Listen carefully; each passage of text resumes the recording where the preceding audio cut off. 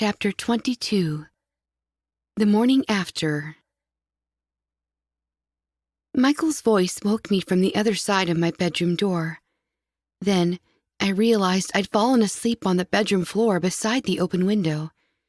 Or, at least, I'd gone back there sometime during the night. I sat there for a moment, wondering if I would ever see Quentin again. Somehow, I knew I would. And the desire to see him again, to feel his arms around me and his lips finally pressed to mine, still drove me insane. I had no idea why I felt this way, especially because it wasn't like me to lose control of myself like this. Disappointed, I rose to get ready for school. I found myself thinking about Joseph at dinner, then John. I'd left him at the table without any explanation, and I didn't have a clue how to explain why I'd run away from him. What could I say? I knew I liked him, but this thing I felt for Quentin was tugging me in a different direction. Just thinking his name made me feel like he was close again, watching me. At breakfast, Michael watched me as I sat quietly at the kitchen table. He worried too much, like he was my father, or a nagging babysitter. "You okay?" he asked.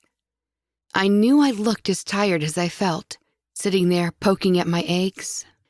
He poured himself some orange juice and just kept staring at me. He was going to ask me about the night before. I could hear him struggling to come up with the best way to say what he wanted to say. "What happened last night?" he finally asked. "John was pretty worried about you. He thought he'd upset you somehow. Was it because he asked to take you to prom?" I looked up at him. I'd forgotten all about John asking me to prom, but that wasn't it. "Did someone else ask you first?" Michael pried. I wrinkled my nose. "No, it's not that." I sighed. "Look, I'm sorry about last night. I guess I'm just a lot more tired than I thought. I didn't mean to just disappear. Nobody said anything that upset me. I don't know." "If you don't want to go to prom with him—" "No, it's not that at all," I said. But I didn't sound that convincing, and I knew Michael wanted more from me. I couldn't tell him Joseph gave me the creeps, could I? Or at least that he'd been pretty wary of me, which made the feeling mutual. "Then what happened?" Michael asked with a frown. I stared at him, wondering if I could tell anything remotely close to the truth, what I feared and what I felt. "If you like," he added, "we can go shopping for a dress. I know how crazy you girls get about the dress. Believe me, I know." I suppose being a teacher in a large school, he'd seen his fair share of teen dances. "Joseph asked for my help," Michael added. "James and Richard will have to attend as the assistant principals, of course. I thought it would be nice to volunteer too." I glared at him as he drank his orange juice. He was normally in good spirits, but I couldn't blame him for not being able to keep that up after last night. "I really haven't thought about it much," I muttered. He blinked at me with wide eyes. "Honey, it's one of the biggest nights of high school. I remember my prom." I wrinkled my nose at him, really not wanting him to get into any details about it. "Oh yeah?" I said, trying just to brush it off, even though I wasn't actually curious. "Are you sure you're okay? You haven't touched your breakfast. Did I make the eggs the wrong way?" He tried to smile again, but it made him look like such a dork. "Oh, no, they're fine," I said. "I'm just tired." This time it was the truth. My trip with Quentin and being unable to sleep after he left was already catching up to me. Just thinking about him made me smile. "Did you have trouble sleeping last night?" Michael asked. "Bad dreams?" He came to sit at the table with me, and I immediately regretted opening the conversation for him to ask those kinds of questions. I didn't want to lie to him, but I couldn't tell him about Quentin. "Yeah, I looked up at him with a strained smile. I guess you could say that. I shouldn't have said anything. Well, don't forget I'm always here if you need to talk to someone, okay? He picked up his cleared plate and took it to the sink. Okay. I just hoped he wouldn't keep asking about it. So, go with John to prom. I have a good feeling about him. He seems well-rounded. I stared at him and gulped down my own orange juice. Get to know him, Michael added. You might like him. I don't think his uncle likes me very much. The minute I said it, I wished I could take it back. Michael's fork clattered into the sink, and he turned around to face me. What makes you say that? I don't know. Maybe he thinks I'm not good enough for his nephew. I didn't get that feeling from him, but you're better in tone than I am. He frowned. Maybe you just read him wrong. He said nothing but nice things about you, and he was only asking after you out of concern, just like John. I had no idea what Joseph had asked about me, but I didn't want to keep going down this road with Michael right now, so I just shrugged. I think John might have a little crush on you, Claudia. I mean, why wouldn't he? I blushed. Were we really having this discussion right now? Just go with him. He's a good kid. You'll have a lot more fun with him than spending your prom night with a bunch of principals. I must have looked disgusted at this point, or extremely uncomfortable, or both, because he finally dropped it. I quickly finished my breakfast, rinsed off my plate, and stuck it in the dishwasher. When I turned around, Michael was packing his lunch and taking a brown paper bag out of the fridge. I made you a little something, he said, looking a little too proud. I tried to smile back, realizing that not taking the sack lunch would most likely just hurt his feelings. The cafeteria food's pretty foul, isn't it? He was right about that, and I snorted. Thanks. I took the bag and Michael grinned, like I'd just given him some kind of award. Well, I guess we'd better get going, he said, and finished wiping up the table. We were almost at the front door when a car horn honked so loud I jumped.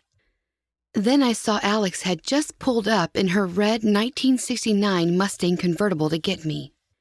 She'd insisted on giving me a ride to school, even though Michael and I were literally going to the same place. Who's that? Michael asked as he peered out the window. Oh, that's for me, I said, slinging my backpack over my shoulder. I forgot to tell you, this girl from school offered to give me a ride. I hope it's okay. Michael pulled the curtain open a little farther, and I saw Alex finish putting on her lipstick, then turn to wave at us. He nearly returned the wave, then seemed to realize this was the girl I was talking about. Alex Burton? You're friends with Alex Burton? Yeah, I guess, I said. I could hear it so clearly in his mind. Alex was nothing but trouble. His thoughts were always this easy to read. Okay, he managed. Go ahead. Clearly he didn't want me to, but he wasn't about to stop me. Are you sure? I asked. Of course. You need to make friends. I'll see you at school. Just be careful. He opened the door and I gave him a smile before racing out to Alex's old Mustang. Drive safe, he called after me, stepping just outside the front door. When I opened the passenger door, I turned back to see him examining Alex's beat-up car from top to bottom. I could hear his mind. He was trying to see if the tires had air and whether she'd updated the registration. I think he would have asked about it if given the chance. Don't worry, Mr. McClellan, Alex called through the open door. I'll get her to school in one piece. As soon as I got in and shut the door, she peeled out of the neighborhood. I tried to shoot Michael a reassuring smile as we sped away, and I saw him take a step off the front porch as if he'd changed his mind. Did you really have to do that? I asked Alex. I couldn't resist, She said, grinning. Sorry. He already doesn't like it that I'm hanging out with you, I told her. Alex laughed. Oh, really? Yeah. You want to give him another reason? I didn't think it was that funny at all. So, have you asked yet? Alex said, driving right through a stop sign. I braced myself against the frame of the door. What are you doing? Relax, she said, rolling her eyes. I checked first. I shook my head and stared out the window, trying to pretend I wasn't going to get it from Michael when I got home. Maybe he'd even bring it up at school. I could already imagine scolding, and I was sure he'd never let me ride in the car with her again. Well? Alex asked. Well, what? I turned to look at her as she sped right through a yellow light. What do you mean, what? Did you ask about the party yet? I'd completely forgotten about the party this weekend, and I hadn't even brought it up with Michael. I had a feeling he wouldn't let me go, especially now that he knew I was hanging out with Alex Burton. Not yet, I said. Alex whipped her head toward me. What? Claudia, it's in 2 days. You have to ask. She drove like a madwoman down Broadway until we came to a screeching halt at a stoplight, just a turn away from the school. I know, I said, glaring at her. Her driving had made me physically nauseous, like she'd only just learned how. Afraid he's not going to let you go? She asked, raising an eyebrow. Maybe, I admitted. I opened the brown paper bag he'd given me for lunch, then shamefully stuffed it into my backpack. He made you a sack lunch? What a dork! I frowned at her. Sorry. She smacked her gum and blew a bubble.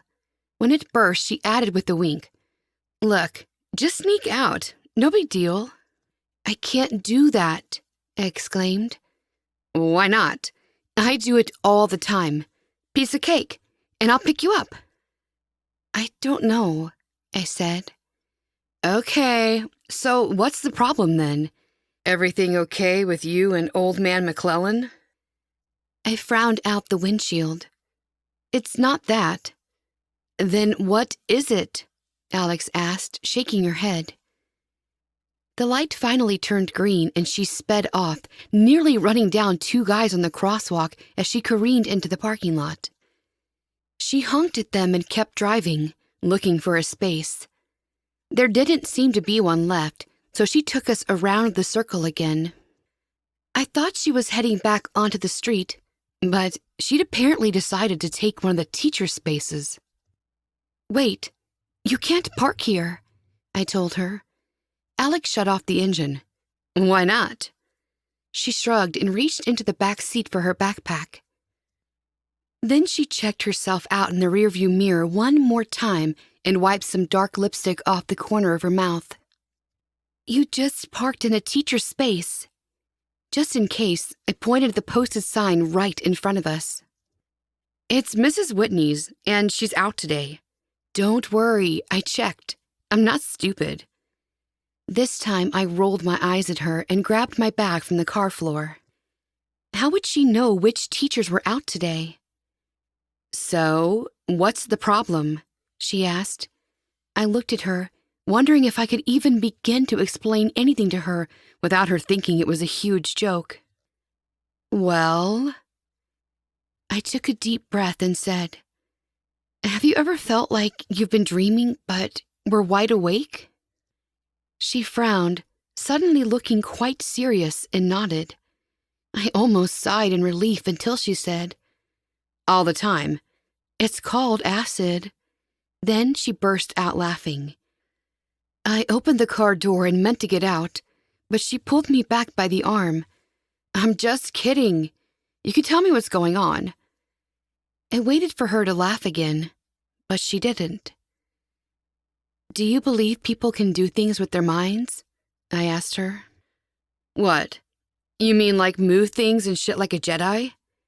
Yeah, I whispered, waiting for her to start thinking the word freak. I do, actually, Alex admitted, and I could sense she was being honest. Wish I could do that. Can you imagine? That would be so awesome. She laughed. Don't tell me you can read minds. I looked the other way, unsure if I could tell her or if she would even believe me. But it was too late. We were already having this conversation. Can you? I can, I admitted, waiting for the reaction in her eyes and then her lips. Everything always happened with her in that order. No, really. Like, actually read minds? She spun toward me. Are you serious? You're pulling my leg, right? For a few seconds, all she did was stare at me, and as if by mere examination, she could see it in me. So, I did what was obviously the next best thing. I gave her a show and tell. I locked the doors, turned on the radio, and scanned through the stations until I found an 80s classic from Huey Lewis in the News, The Power of Love. That radio's never worked, she muttered. How did you do that? I tapped my temple, already convinced she'd either laugh at me or leap out of the car and run away screaming. Instead, she smiled and said, "Awesome!" Then she danced to the music like nothing had happened. I'm thinking of something very interesting. She smirked at me, and the minute I looked at her, I knew. No, I told her. I can't. Yes. Oh, come on, Claudia. She nodded and pressed her hands together, pleading with me. This is amazing. This has to be exploited in every possible way. A giggle escaped her, then she froze. Hottie at 12 o'clock. What are you talking about? I felt that familiar tug and whirled toward my window to see John. He turned toward Alex's car, and I ducked like an idiot. Alex grinned, and I pulled her down with me onto the front seat of the car. Ooh, hiding from Hottie? I shushed her. Pocahontas, what are we doing? Did you already talk to him? Oh, you did. Do tell. He asked me to prom, I admitted. So, why are we hiding?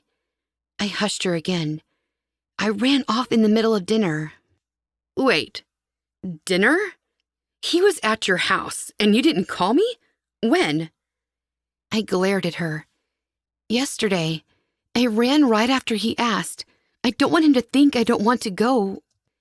She stared at me as if she were watching a romance movie and batted her eyelashes. Wow. Prom, huh? That's awesome. I don't get why you're hiding, though. Didn't you hear what I said? Claudia, if I had a nickel for every time I didn't run off from some guy, geez. Whatever. I still need to talk to him. Oh, you like him, Pocahontas. When I blushed, it only made Alex laugh.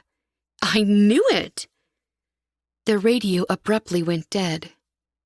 He has a nice car, she whispered, looking out the window. He has a car? I wanted to see it for myself, but I felt the tug of him searching for me again and pushed it back at him. The way Alex looked at me made me wonder if she'd felt those tugs too. Only she couldn't feel them, not like I could. She turned back to admiring John's car. Yeah, it's a nice one too. Looks like a new Jaguar. Yeah, his father has money.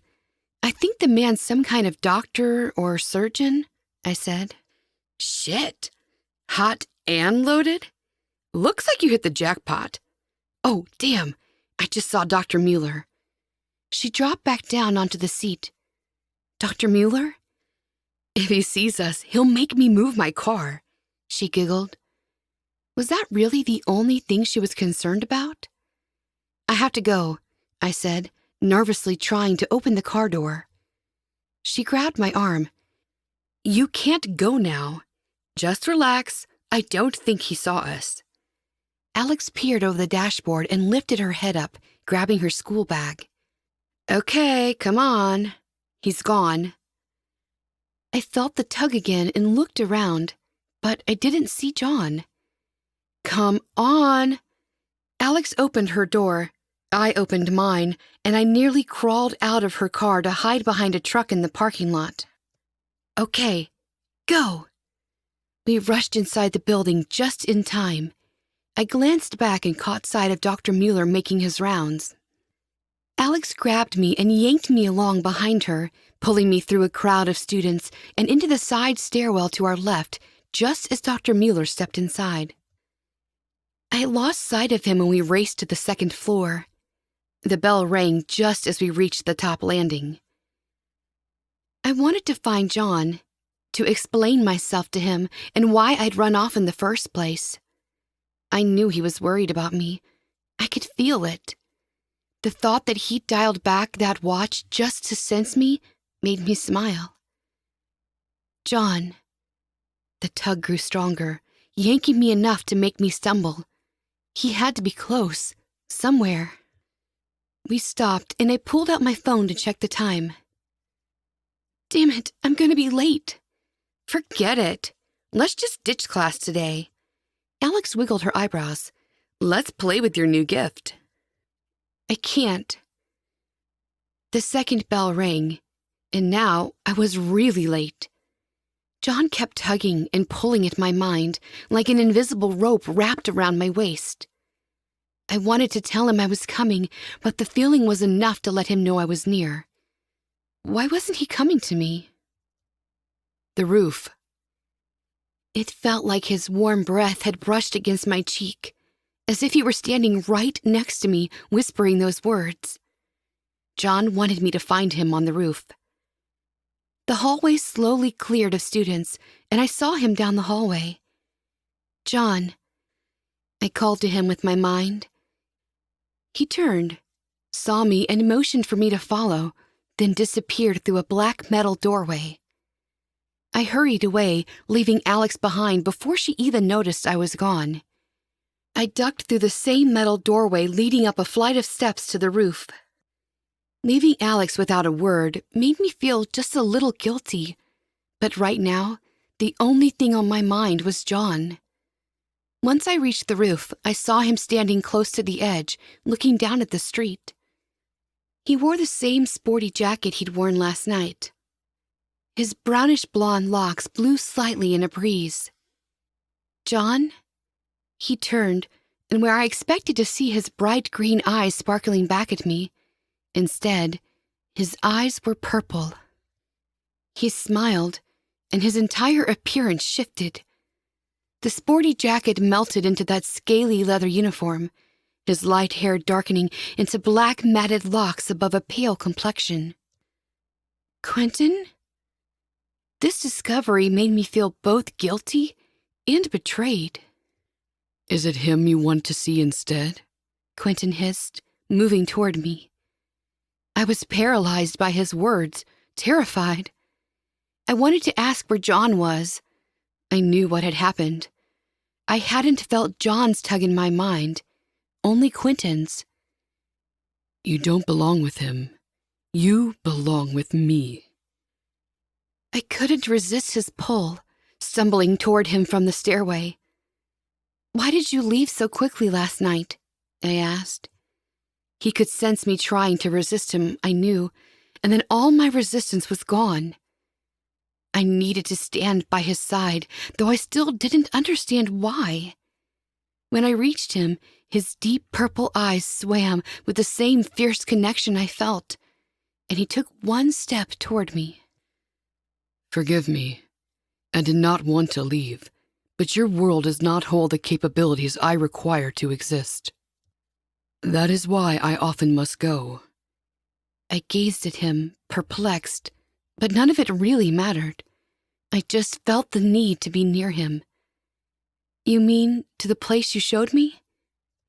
Yes, that is my home. I cannot exist beyond its walls unless I acquire energy from another source. He leaned forward, almost stumbling toward me until we were holding each other there on the roof. His eyes grew heavy with desire at my touch, and the same swirl of gold I'd seen within John's eyes now flared in Quentin's. "You're my angel," he whispered. I touched his cheek, and he let out a huge sigh, closing his eyes while my fingers brushed across his cold skin. "Are you all right?" I asked, trembling. He grabbed my hand, keeping it on his cheek. "Believe me when I say I did not want to leave." When he opened his eyes again, he looked completely overwhelmed. "Tell me how to help you," I pleaded. His lips quivered when they parted, releasing an almost orgasmic moan. "You already have, my pet." Quentin took another deep breath, then slowly released me and leaped onto the ledge, extending his hand out to me. He seemed suddenly alive, radiant and full of vigor. "Come with me." I looked back at the door to the staircase and hesitated. A feeling that someone was trying to reach me from beyond just wouldn't leave me alone. "Come to me," Quentin whispered in my mind. I felt another tug trying to hold me back. "Forget him. Quentin grabbed my hand. Come with me." When still that didn't change my mind, he frowned, studying my concern. "You are not pleased to see me?" "Yes," I forced myself to say. "Then come with me, my pet. Let me take you to my world. I have so much more to show you." I stumbled closer. "But, Michael, he'll be worried about me." "He means nothing, does he, my pet?" Quentin whispered.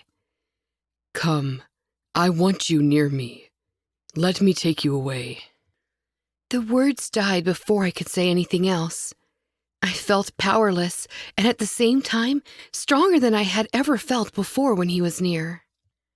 "I couldn't bear being away from you." His grip tightened on my hand. "Nothing, no one can keep me away from you. Come with me." The feeling of being searched for filled me again, pulling at my heart.